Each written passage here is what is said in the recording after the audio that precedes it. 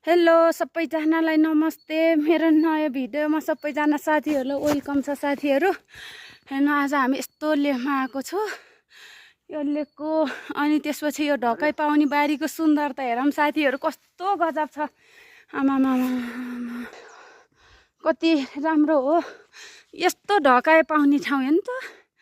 ए बाबा बाबा बाबा ढकाई बारी, आमामा यो घर नजिकै पाए त कति पैसा कमाइन्थ्यो नि बाबा।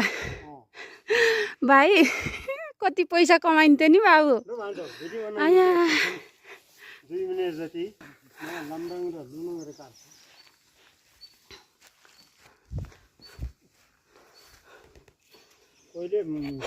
पहिले भन् यो कसैलाई दिनुहुन्न बनाइदिए भन्, म काटेर लगाएर सबैलाई दिन्छु, सबैलाई बाँड्छु भन्दै।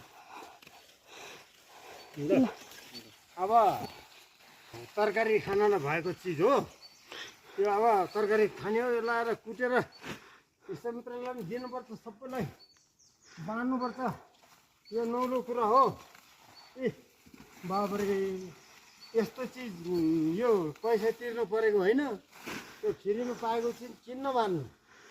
फ्रीमा पाएको रे के बाबाले आउँदा यहाँ लगभग कति दुःख पाइयो। म त कोहीलाई पनि दिन्न हो।